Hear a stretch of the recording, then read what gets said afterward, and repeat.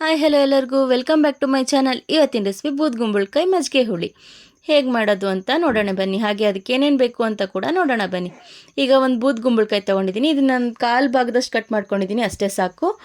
ಒಂದು ಅರ್ಧ ಕಪ್ಪಷ್ಟು ನೆನೆಸಿರೋಂಥ ಕಡಲೆಬೇಳೆ, 1 ಇಂಚಷ್ಟು ಹಸಿ ಶುಂಠಿ, ತುರಿದಿರೋ ಅಂಥ ಕೊಬ್ಬರಿ 1 ಸ್ಪೂನ್ ಅಷ್ಟು ತೊಗೊಂಡಿದ್ದೀನಿ, ಒಂದು 8 ಹಸಿಮೆಣ್ಸಿನ್ಕಾಯಿ, 1 ಗಡ್ಡೆ ಬೆಳ್ಳುಳ್ಳಿ, ಒಂದು ಸ್ವಲ್ಪ ಕೊತ್ತಂಬರಿ, ಒಂದು 5-6 ಮೆಣಸು, ಹಾಗೆ 1 ಸ್ಪೂನಷ್ಟು ಜೀರಿಗೆ ತೊಗೊಂಡಿದ್ದೀನಿ. ಈಗ ನೀಟಾಗಿ ಕಡ್ದು ಮಿಕ್ಸ್ ಮಾಡ್ಕೊಂಡಿರೋ ಅಂತಹ ಮಜ್ಜಿಗೆನ 1 ಕಪ್ಪಷ್ಟು ತೊಗೊಂಡಿದ್ದೀನಿ. 1-2 ಈರುಳ್ಳಿ, ಹಾಗೆ ಒಂದು 4 ಟೊಮೆಟೊ ದಪ್ಪ ಕಟ್ ಮಾಡ್ಕೋಬೇಕಿದು.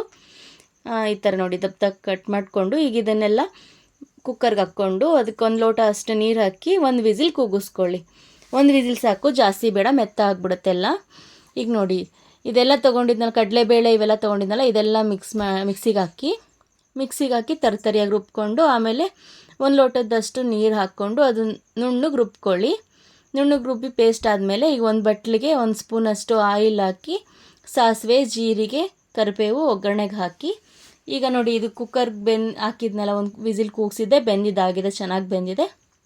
ಈಗ ಇದನ್ನು ಕೂಡ ಆ ಬಟ್ಲಿಗೆ ಹಾಕಿ ರುಬ್ಬಿರೋಂಥ ಖಾರ ಕೂಡ ಅದಕ್ಕೆ ಹಾಕಿ, ಹಾಗೆ ನೀಟಾಗಿ ಕಡ್ದು ಮಿಕ್ಸ್ ಮಾಡ್ಕೊಂಡು ಇಟ್ಕೊಂಡಿರ್ತೀವಲ್ಲ ಮಜ್ಜಿಗೆ, ಅದನ್ನು ಕೂಡ ಅದಕ್ಕೆ ಹಾಕಿ 1/4 ಸ್ಪೂನಷ್ಟು ಅರ್ಶಿಣದ ಪುಡಿ ಹಾಕಿ, ಅರ್ಶಿಣದ ಪುಡಿ 1/4 ಸ್ಪೂನಷ್ಟು ಹಾಕಿ, ರುಚಿಗೆ ತಕ್ಕಷ್ಟು ಉಪ್ಪು ಹಾಕಿ ಈಗ ಎಲ್ಲ ನೀಟಾಗಿ ಮಿಕ್ಸ್ ಮಾಡ್ಕೊಳ್ಳಿ.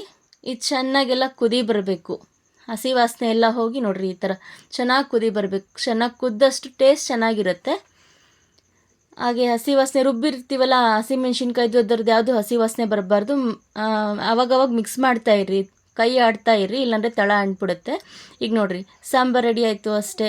ಅನ್ನ ಮುದ್ದೆ ಎಲ್ಲದಕ್ಕೂ ಚೆನ್ನಾಗಿರುತ್ತೆ. ನೀವು ಕೂಡ ಒಂದು ಸತಿ ಮಾಡಿ ನೋಡಿ, ಹೇಗೆ ಬಂತು ಅಂತ ಕಮೆಂಟ್ ಮಾಡಿ. ಹಾಗೆ ಇನ್ನೂ ಯಾರ್ಯಾರು ನನ್ನ ಚಾನಲ್ ಸಬ್ಸ್ಕ್ರೈಬ್ ಮಾಡಿಲ್ವೋ ಎಲ್ಲರೂ ನನ್ನ ಚಾನಲ್ ಸಬ್ಸ್ಕ್ರೈಬ್ ಮಾಡಿ. ಮತ್ತಷ್ಟು ವಿಡಿಯೋ ಹಾಕ್ತೀನಿ. Thank you for watching.